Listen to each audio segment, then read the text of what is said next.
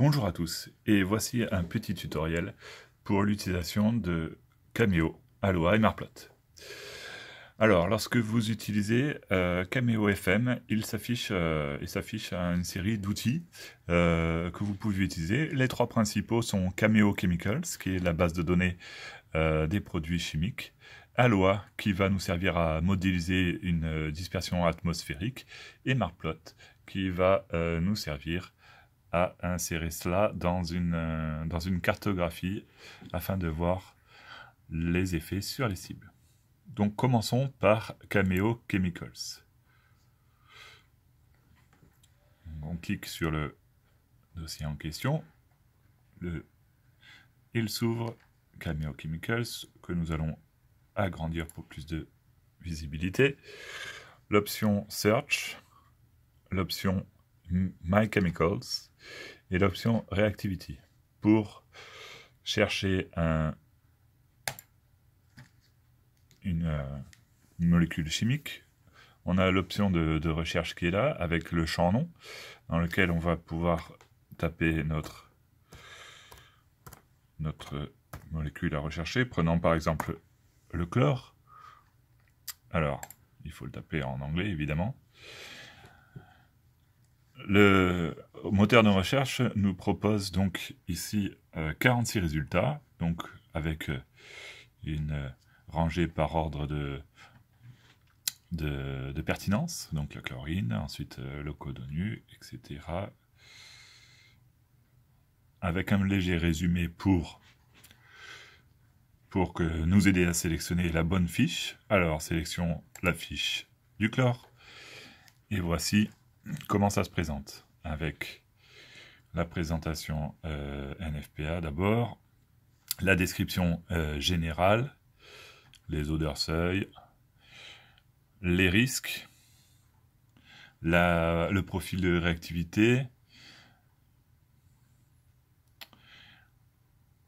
les modes de réponse en cas de déversement, les premiers secours, la partie des données physiques, les valeurs toxico, donc ici les AEGL, les ERPG, les PAX, et les autres noms associés. Grâce à Cameo, on va pouvoir maintenant importer ce produit dans Aloha. Donc, je peux sélectionner ce produit chimique et l'importer dans Aloha. Et Aloha s'ouvre ainsi directement. Alors, d'abord un petit message pour dire qu'il faut faire attention aux données qui sont modélisées par cet outil.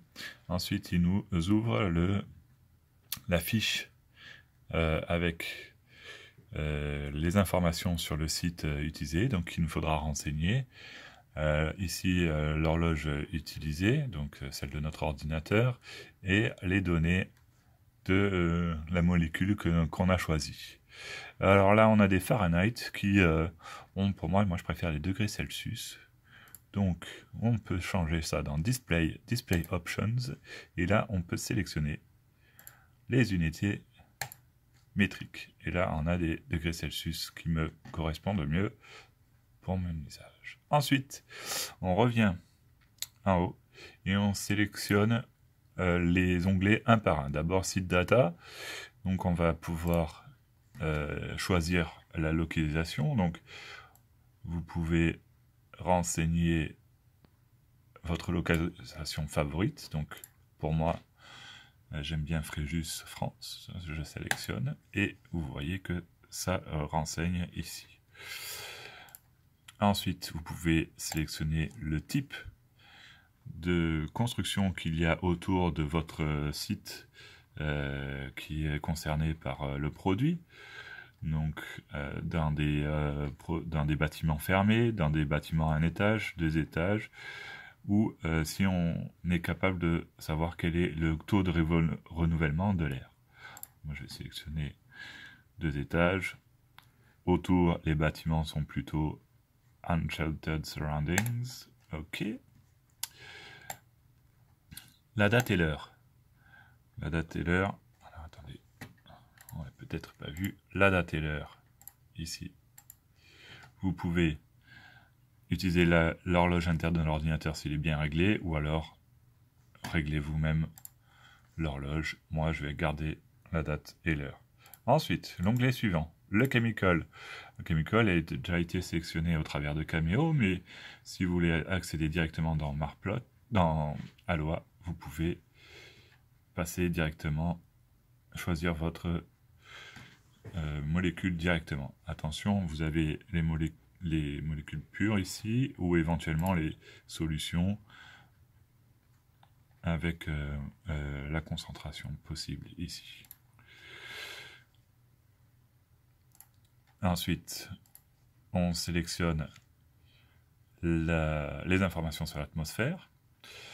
Alors, soit vous pouvez utiliser, renseigner vous-même les informations, soit vous avez votre ordinateur connecté à une station météo. Moi, je vais renseigner, par exemple, le vent est de 2 mètres secondes. Le vent vient du 110. Là, a été mesuré à 3 mètres au-dessus du niveau du sol. Alors, la rugosité du sol, soit c'est du terrain ouvert, soit c'est urbain, forestier, soit c'est en mode sur l'eau. Alors, le taux d'ensoleillement, aujourd'hui, nous, on a quelque chose d'un peu couvert. Ensuite, la température de l'air. Aujourd'hui, on ne doit pas être loin de 15 degrés Celsius. Il n'y a pas d'inversion et on est à peu près à 50% d'humidité. Ça doit être à peu près bon, ça. Voilà.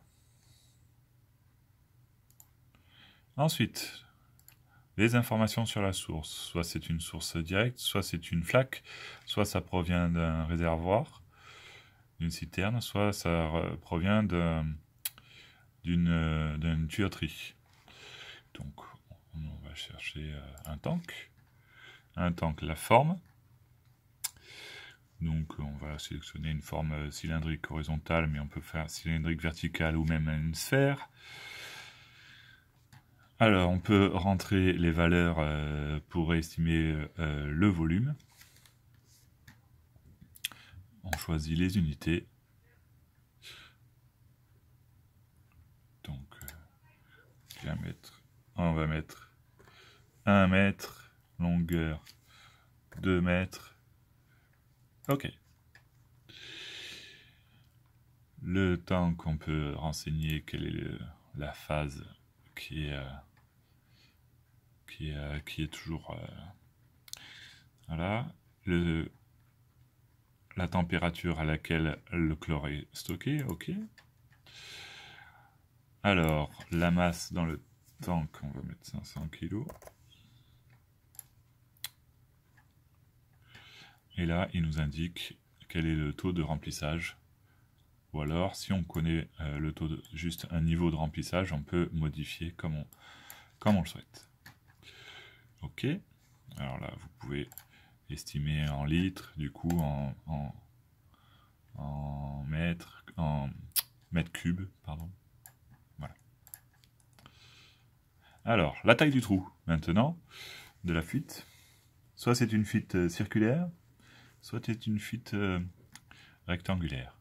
Donc on va mettre circulaire, le diamètre va être de 2 cm par exemple. Okay. Alors, où se trouve le trou par rapport à la hauteur de la capacité? Donc tout en haut, au milieu, en bas, comme on veut. On va mettre en bas, ok, pour avoir le plus de fuite possible.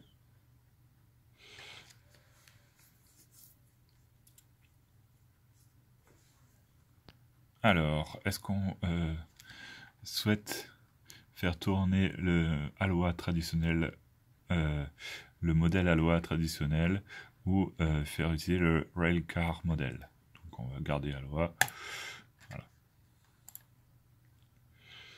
Voilà, alors les options de calculation, donc on peut laisser Aloha décider ou utiliser une répartition, une dispersion gaussienne ou une dispersion de gaz lourd. On va laisser Aloha décider. Et voilà, maintenant on va passer à qu'est-ce qu'on souhaite observer. Donc la zone de risque, threat zone.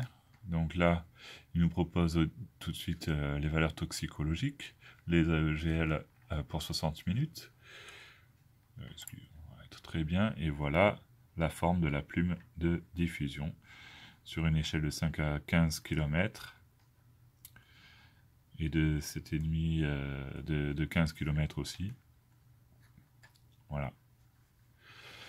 Alors maintenant, cette thread zone, on peut l'envoyer dans Marplot.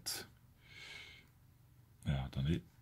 Donc Marplot, on le récupère dans Sharing. Et on sélectionne Marplot et Go to Map. Et nous voilà. Il ouvre Marplot.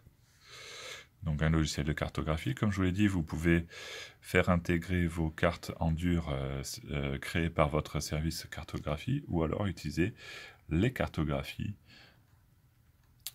accessibles sur Internet sur fond Google Maps ou OpenStreetMap par exemple. Donc ici, on a une carte qui a été créée par notre service cartographie. Et par exemple, je vais positionner ici un curseur qui représente l'endroit de mon accident. Et je vais pouvoir insérer cette source at clickpoint. On y va. Et voilà. Nous voici avec la plume de diffusion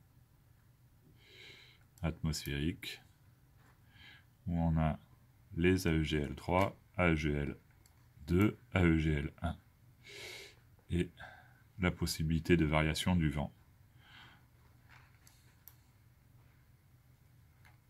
Voilà pour ce tutoriel rapide. Merci de votre attention.